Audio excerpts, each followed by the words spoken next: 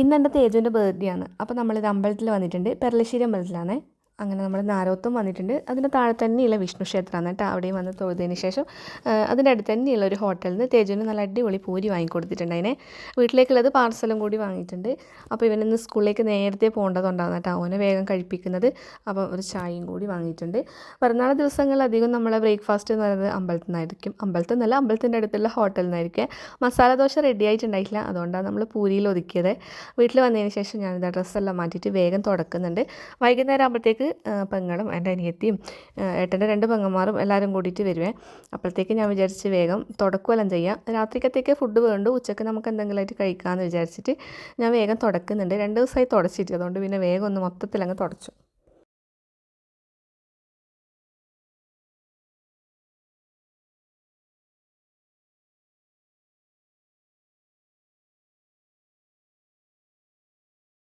പിറന്നാളായതുകൊണ്ട് മാവിലാക്കാവിൽ വഴിപാട് കഴിപ്പിച്ചിട്ടുണ്ട് അതിനെ. അപ്പോൾ അതിൻ്റെ പ്രസാദമാണ്. അപ്പോൾ മോൻ പോകുന്നതിലിടയ്ക്ക് തന്നെ ഞാൻ വേഗം ഓൻ ലേശം വായിൽ വെച്ച് കൊടുത്താൽ പിന്നെ നമ്മൾ ബാക്കിയുള്ളവർക്ക് കൊടുക്കുന്നതിൽ കുഴപ്പമില്ലല്ലോ.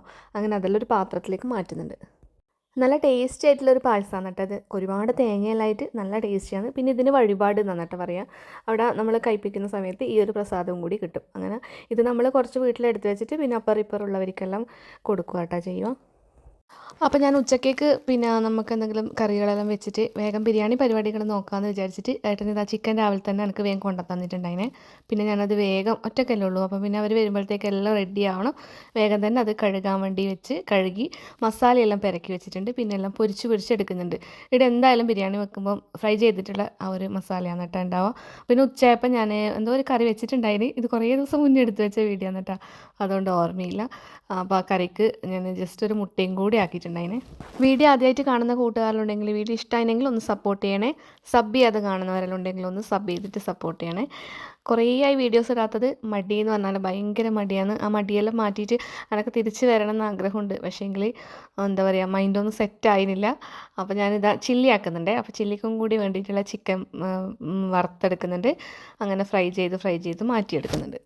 തേജുവിൻ്റെ പിറന്നാൾ പ്രമാണിച്ചിട്ട് ഞാനൊരു 2 കിലോ ചോക്ലേറ്റ് കേക്കാണ് കേട്ടാക്കിയത്. നല്ല റിച്ചായിട്ട് ഒരുപാട് നട്ട്സും ചോക്കോ ചിപ്സെല്ലാം ഇട്ടിട്ടുള്ള നല്ല ടേസ്റ്റി ആയിട്ടുള്ളൊരു ചോക്ലേറ്റ് കേക്കാണ്.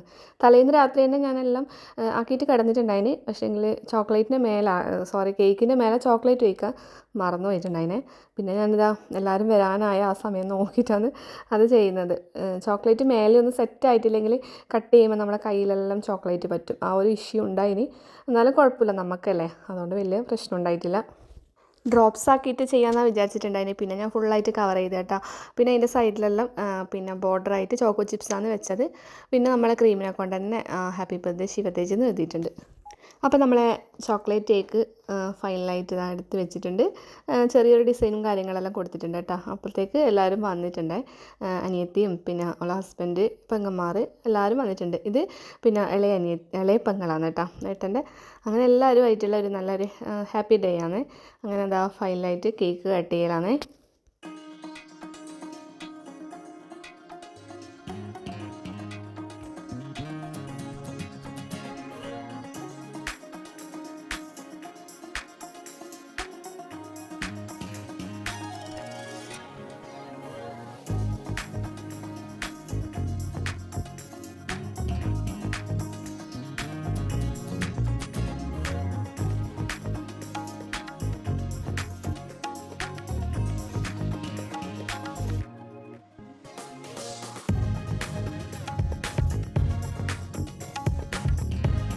കേക്കെല്ലാം കട്ട് ചെയ്തതിന് ശേഷം അനിയത്തിയും ഹസ്ബൻഡും വേഗം പോകണമെന്ന് പറഞ്ഞുകൊണ്ട് അവർക്ക് വേഗം ഫുഡെല്ലാം കൊടുത്തിട്ടുണ്ട്.